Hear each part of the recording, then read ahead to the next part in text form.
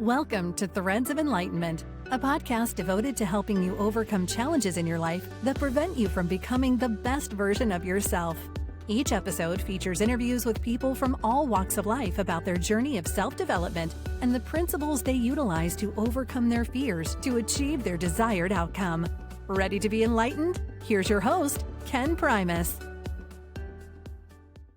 Welcome to another episode of Threads of Enlightenment, guys. I'm kind of excited because I want to pick Chuck's brain here about some of the things that I've been reading about him. So I want to stop and honor him because I know he's coming with a couple of things very expensive, his time. He is coming and spending some of it with us. 24 hours is given to every mankind on this planet. What we do with that 24 hours is going to tell me a lot about you, because if you learn to respect time, I'm telling you, it governs everything. The other is the journey, Chuck. That journey has deposited some stuff in you, and we want to thank you for coming and sharing your journey, because it has deposited a couple of things we want access to: the wisdom, the knowledge, the insights, all that stuff. And I want to thank you and honor you for coming and sharing both with us here at Threads of Enlightenment. Thank you so much, Chuck. Thank you for having me. Happy to be here. I have been reading some stuff about you, and you've been on this journey for a while, man. Yeah. Tell the people who you are, and then I'm going to ask you this question. Okay. So Chuck Wisner, I live north of Boston, and for the last 30 years, I've been doing leadership advising, consulting, and then coaching with individuals. And it's been a journey. I've had four careers, and each one has been an interesting path and story. So happy to share anything I can to help you out. Excellent. Now, this question I'm going to level at you, Chuck. You may have touched a little, but I know I want to give you the opportunity to answer it anyway. And that question is, how do you serve mankind? Good question. Yeah. When I changed careers, my first career was music. My second was architecture. And my third was language, leadership, conversations. I switched gears because there were lessons I learned in conflict in architecture that just stirred in me an interest and a sort of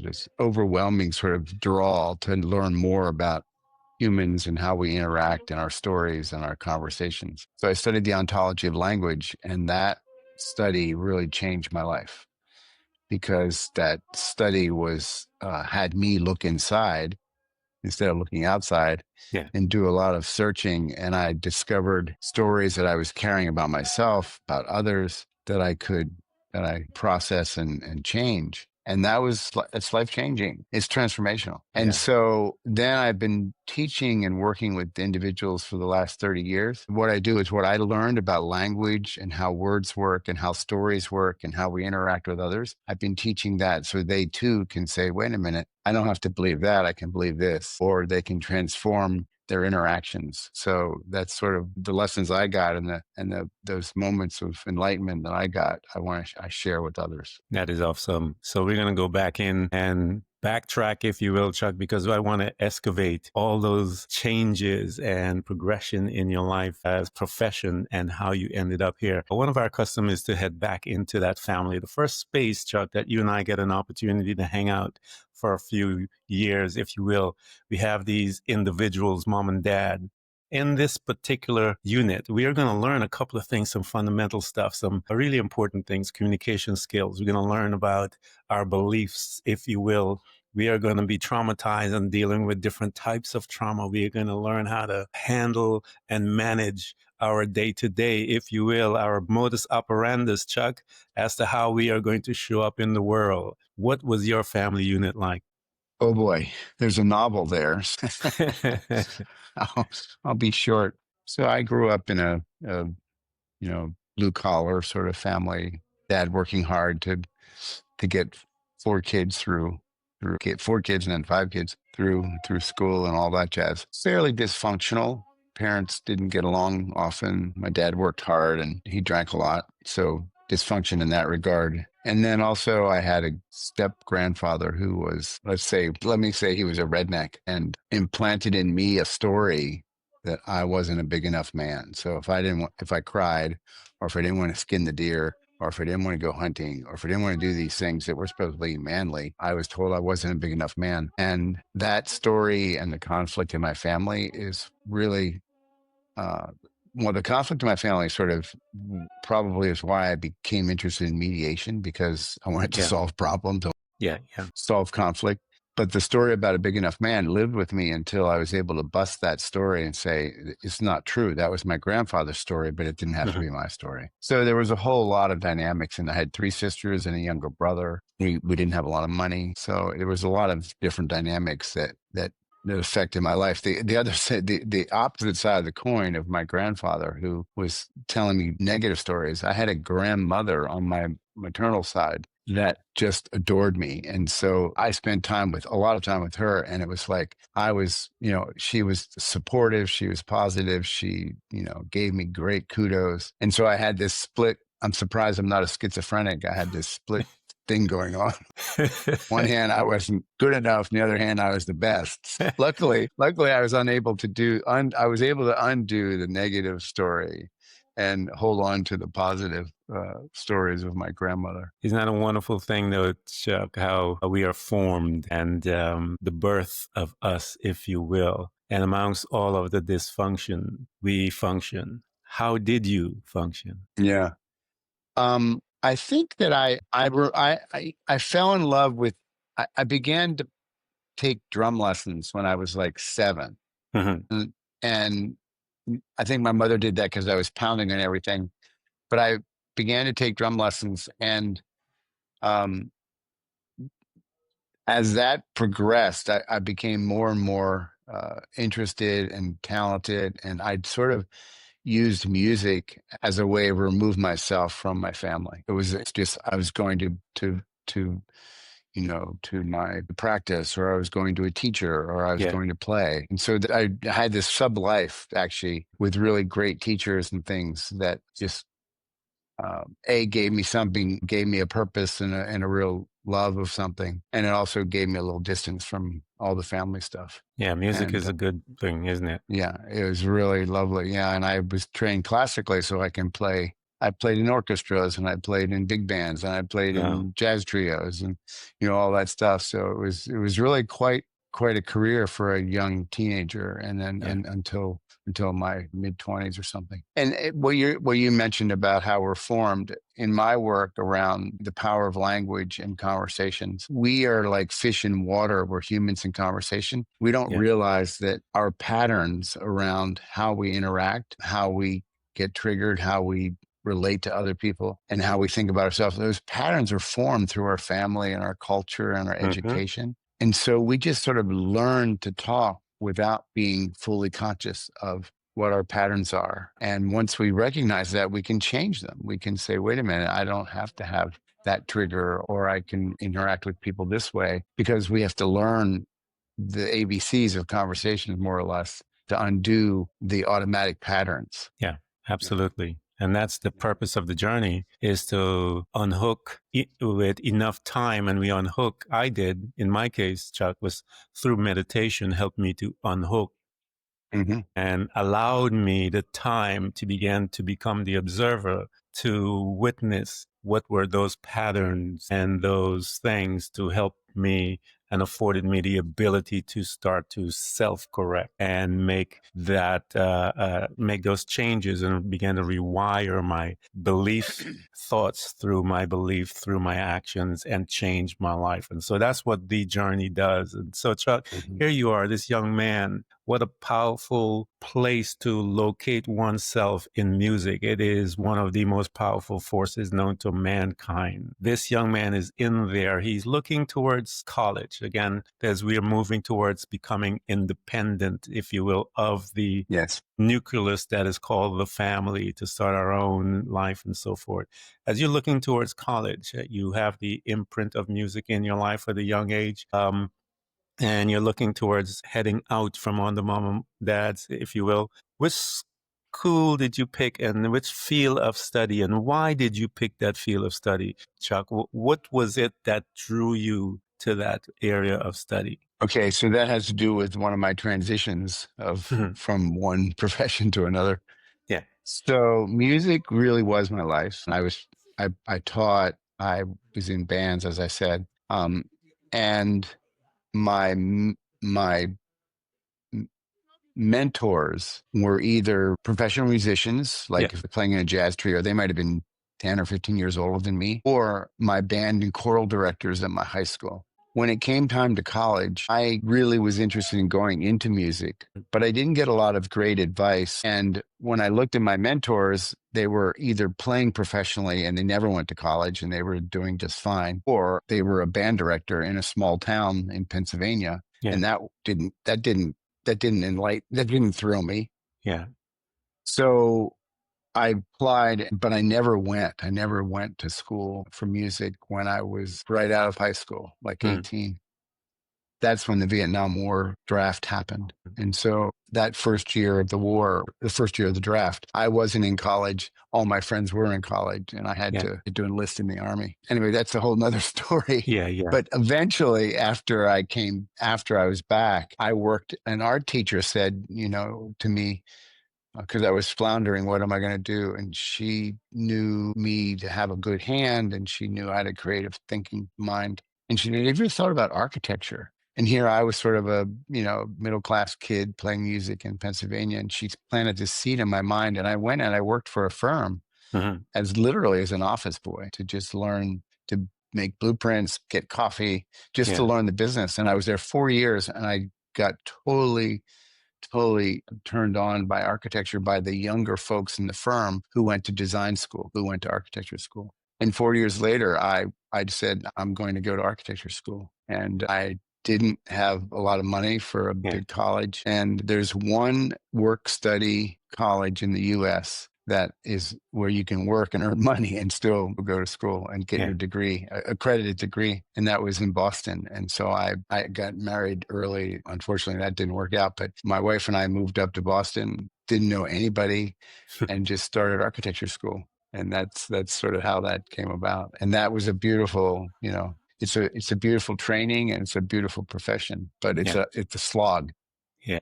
Sure. I love your love having these conversations, Chuck, because I want people to understand that our decisions usually come out of conversations. We have different types of conversations based on who we are having that conversation, how it can govern our lives and send us on path, if you will. Mhm. You had a conversation about with a teacher that says that dropped that seed about architecture, and then the next thing you know, you are moving to a state, a different location to pursue from that seed that was planted.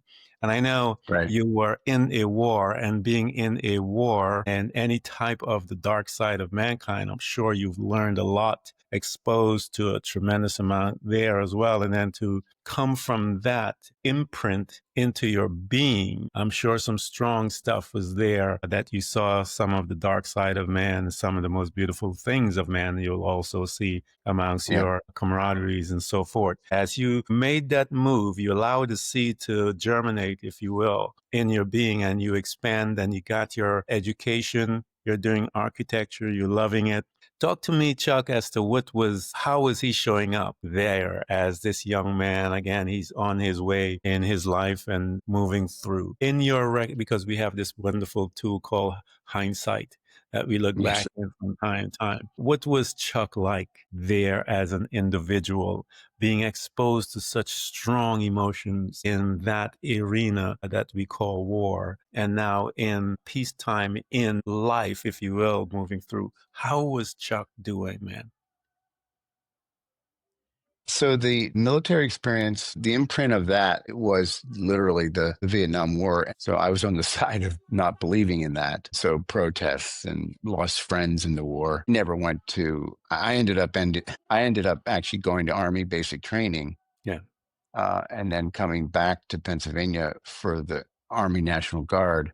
But in the end, I actually ended up getting in an Air Force band because of my music background. Yeah. And so I ended up playing music for 7 years in the Air Force National Guard. So that I got off lightly in the regard of what I did, but yet that imprint of the war was really huge on my psyche. And then when I got involved in architecture, I think it was like sort of intellectually things snapped in my brain where I was old enough that my neocortex was fully formed and I went through all this crap before. And music is a beautiful, beautiful thing for us human beings. So all that, but the architecture had a spark of intellectual curiosity that just got fed through architecture. Plus the design part, the beauty of it, that was really attractive to me. So I became a designer.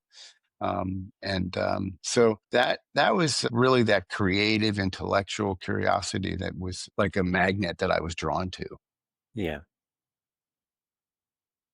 Change in profession that I have had wasn't a rejection. Like my falling in love with architecture wasn't a rejection of music, but it was a transition, like an attraction that I couldn't say no to. Yeah. A It's the pulling, arts. as you will, the universe saying, "Hey, come over here. Yeah. There's something cool for you." Yeah. So It's a part of every the time I arts. changed, it was like that. Yeah, exactly. Yeah. Yeah, it's still a part. Architecture is still a part. You're still engaging one of the most powerful parts of the brain, I think, that people don't understand that we do when we're in the arts, when we're in sports, all of these different things, when you're in music. The imagination, Chuck, Mm-hmm. the expression of the imagination within the field of music. And as a piano player, as a drummer, as a bass player, whatever it is, the expression of the Yeah, imagination is ignited in that's there. right.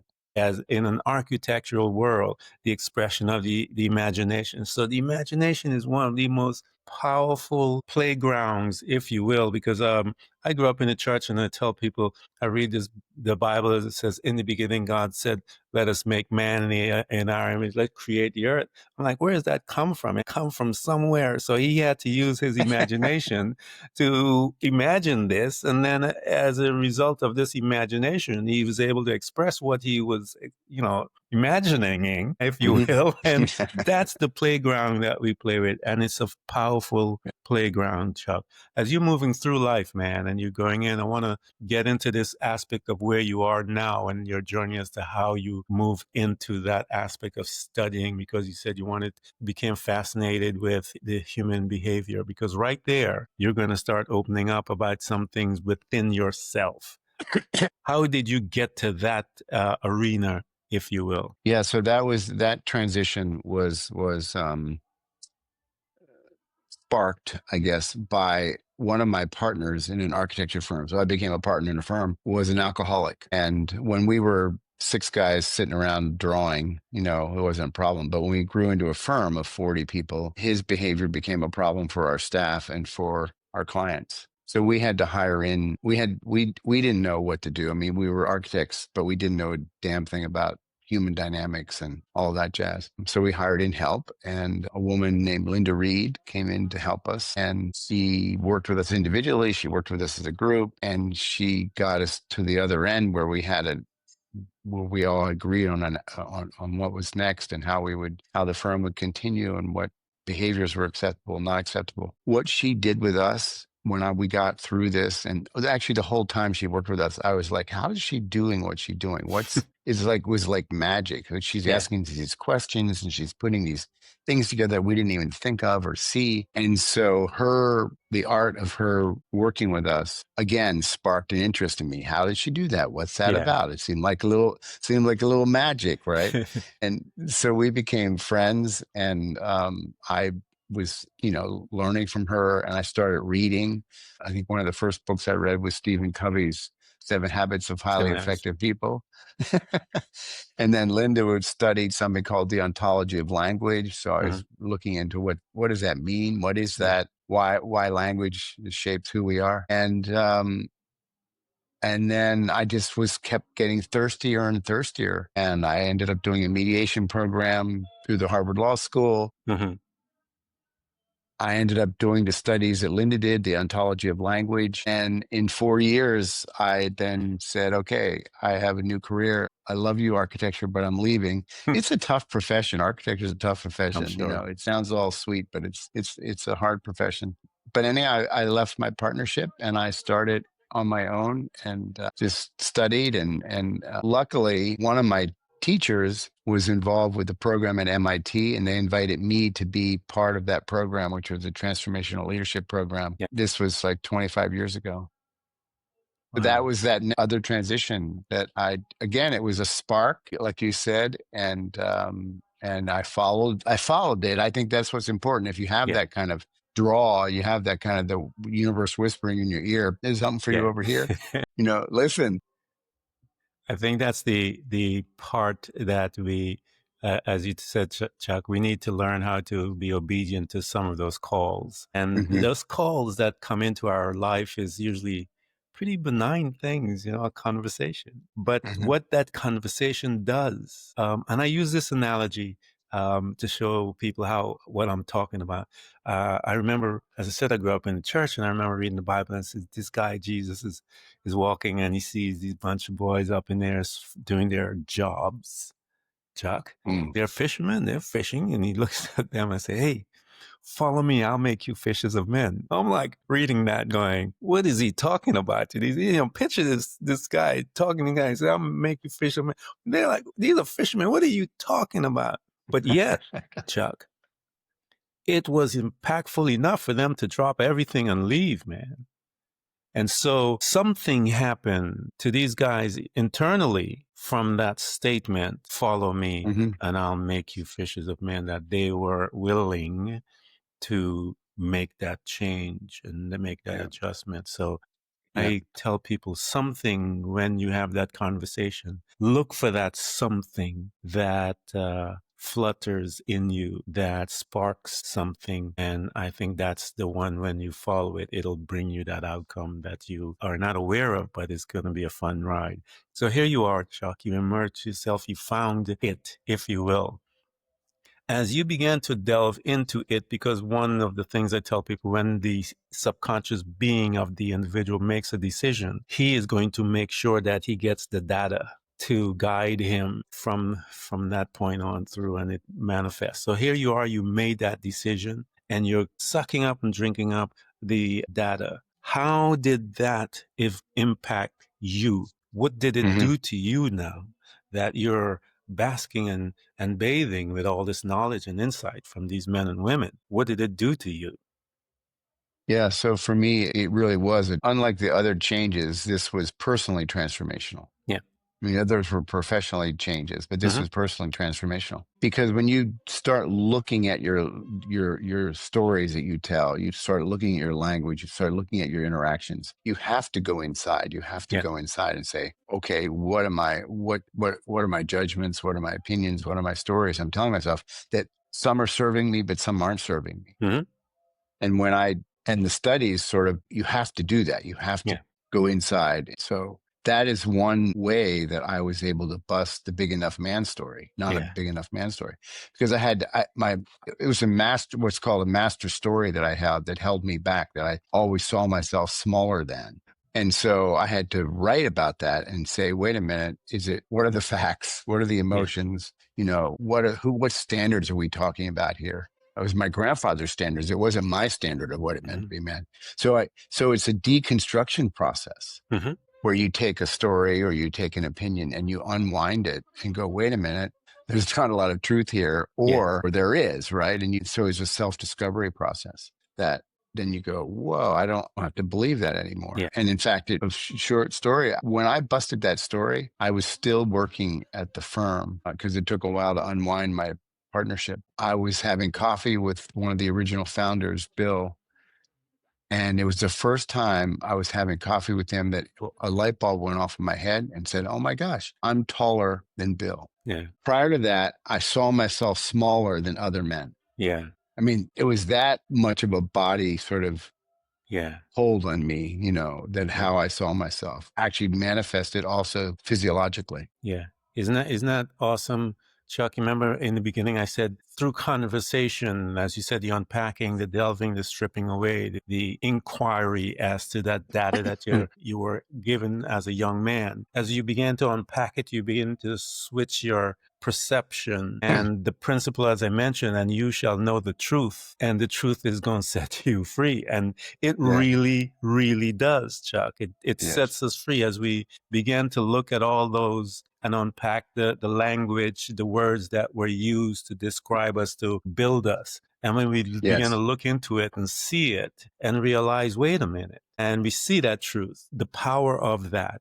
has gone and the freedom comes in. And here you are, you have the freedom, you start looking around, wait a minute. And even such a body experience as to recognize, I'm actually taller than this guy, and change your life from that day on to this That's present right. day. And so you shall know the truth. And we invite all you guys to get to know the truth about who you are. And I want you to talk about the development of this book, because he's an author and he has a couple of books out there, guys. And I want you guys to buy these books. You know how I feel about books. And I've told you a million times, within the walls of the page of that we call those pages, they house wisdom, knowledge, and insights in there that I'm telling you will jump out and jump into your being and free you. And we have an individual that has been through the awakening, if you will, as begins to question the programs that we were programmed with as young ones in our life. So talk to us about the genesis of the book and how your continued evaluation of self brought about this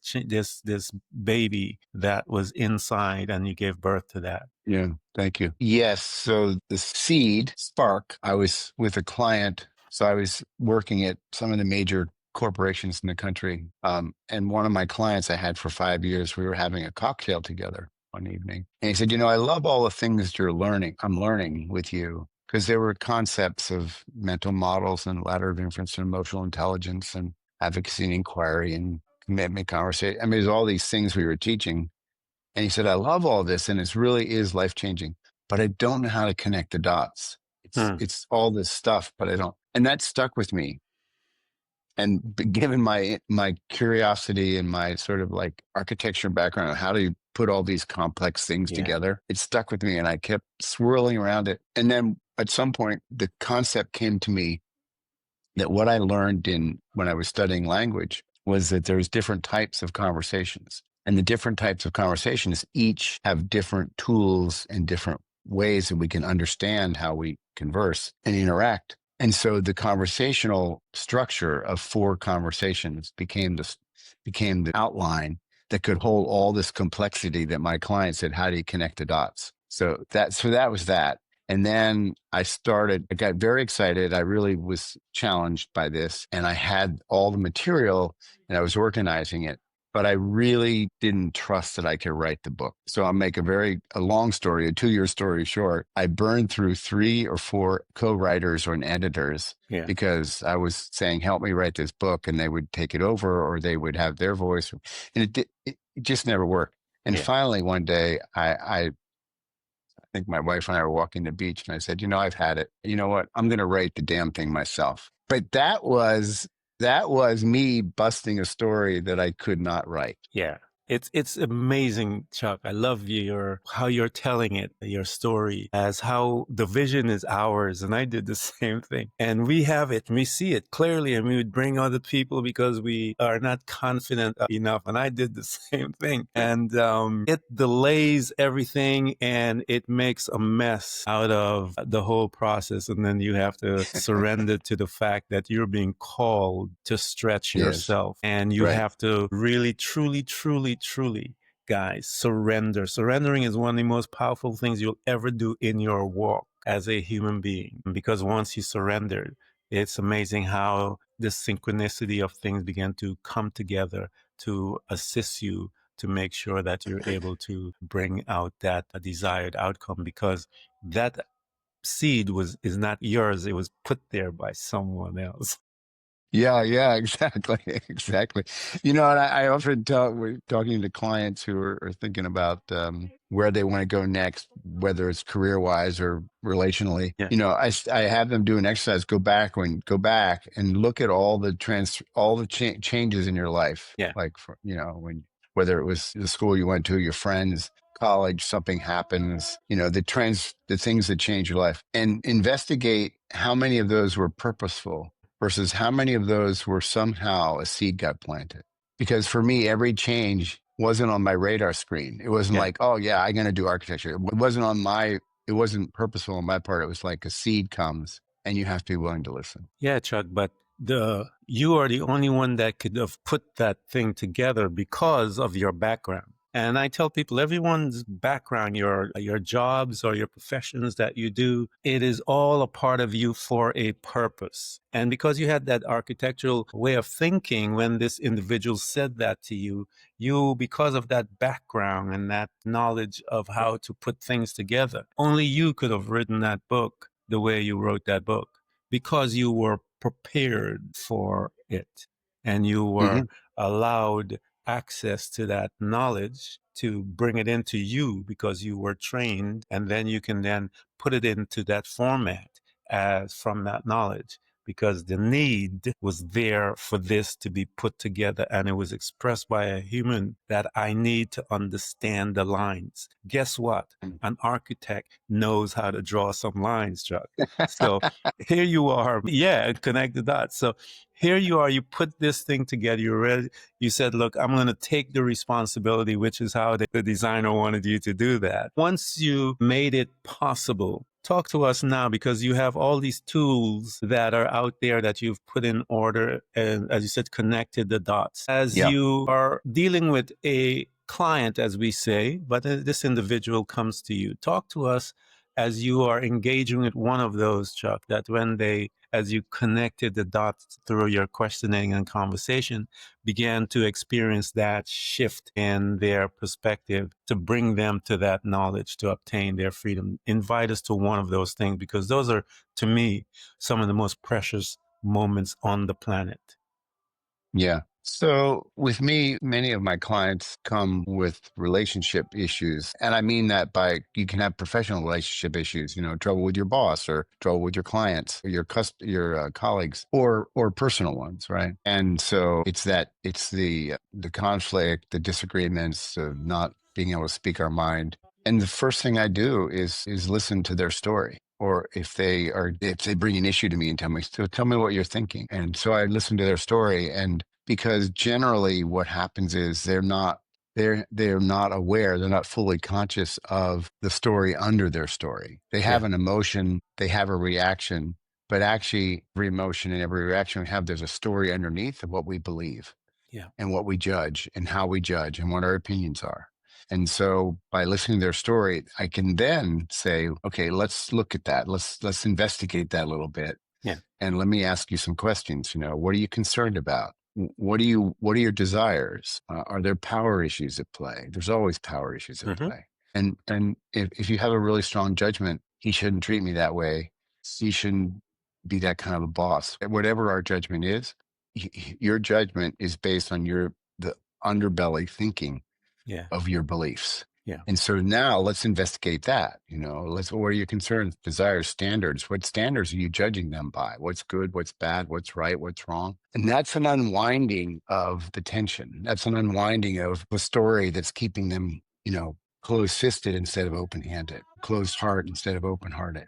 And so it's that process of listening and then the process of investigation that I guide them with. And those of you guys that are listening, I asked him that question because I wanted you to see his process as to how he moves through his time with you once you show up, because it's very important that when one, and I always tell people, and Chuck will agree to this, he was his first client. And so he was able to implement those processes within himself. And you see and you listen to Chuck and you can hear the growth that his process has produced in him. And he knows for a fact that it will do the same. Why? Because he's seen it work over and over. And if it could work for Chuck, he'll tell you, if it could work for me, sure it'll work for you. So here you are, Chuck. I want to ask this question in closing. You have a mic. This mic is plugged into the 8+ billion men and women on this planet. And you have an opportunity to address us all. What are you going to say? Fall in love with questions. We are sort of trained to have answers. We're trained to, jump to conclusions. We're addicted to taking the next action, to making things happen. And what we miss is the art of really inquiring into asking you questions to better understand you, asking our opponent questions to better understand their position. And we aren't trained to ask good open questions and maybe even deeper questions. So I'd say it's a counter to this sort of training what we get through education and business to raise our hand because we have the answer, rather than raise our hands and go, well, I'm not sure I agree, but here's a couple questions I have. I really want to understand how you're thinking about this, right? Questions are a powerful thing that we just sort of get are the stepsister to telling. Yeah. Yeah. the advocacy. Yeah. I think the questions help locate us. Where are we? And when those questions are leveled at us to locate us, once located, then we are able to receive the desired outcome. If we are not located, we don't know where we're at and what. And the questions. There's this guy I keep talking about, the Bible and Jesus. This man, Chuck, is sitting at this pool of Bethesda. People are waiting. Thousands of people out there trying to get healed. Jesus shows up on this thing. He's look at this man and he looks at this guy and he asks a little question about what's going on with this guy. They tell him. And he turns to the man and asks one of the strangest questions I've ever heard. Do you want to get healed? And I'm thinking, isn't that why he's there? But Jesus had to ask him the question. Why? Because he had to locate him. You know, did he become satisfied hanging out there? They found that he was crippled from his youth and all this type of stuff. And so Jesus asked him a question. Do you want to get healed? You want to be healed. Yeah. Yeah. And he had to locate the man. And the man says, while I am going to this thing. Now, this is a crippled man. While I'm going to the pool, someone beats me there. So Jesus located him and knew, yeah, he wanted healed. He was inching up every year or whatever that time it was going there. And so Jesus looked at him and says, yeah, you want it. I know you do because you expressed it. Get up and walk. And the man got up and walked.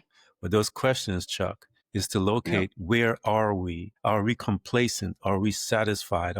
What's going on with you? And when we answer those questions, someone like yourself is able to say to that individual, get up, I'll walk with you. Get out. Yeah. And so, Chuck, I want to thank you, man, for coming here and spending your quality time and dancing with us, if you will, with your wisdom and your knowledge and enlightening us to become better human spirits while we're here, guys. We're going to put all of Chuck's links together so you can get access to him. Buy the books. Get into his world. Learn from wisdom. Become wise, but implement the wisdom and the knowledge that you gain and the understanding and change the trajectory of your life and your family and friends. Buy it, offer it as presents, give it out, start book club with your friends, give it to them, tell them to read the book, meet every week, talk about the book. What is it doing to you? Get involved in your life, guys, and make the changes that will propel you as a group and self and change this world. Chuck, thank you so much for coming to the Threads of Enlightenment, man. Thank you for having me. It's an honor, truly is an honor. Thanks for tuning in to Threads of Enlightenment with Ken Primus. Hopefully you're now feeling more empowered to overcome the challenges in your life, whatever they may be. Share that inspiration with others by telling them about this podcast, rating it, and of course, remember to subscribe so you don't miss a single episode. For more connection, you can find us on Facebook and Instagram by searching for Threads of Enlightenment. Until next time, stay enlightened.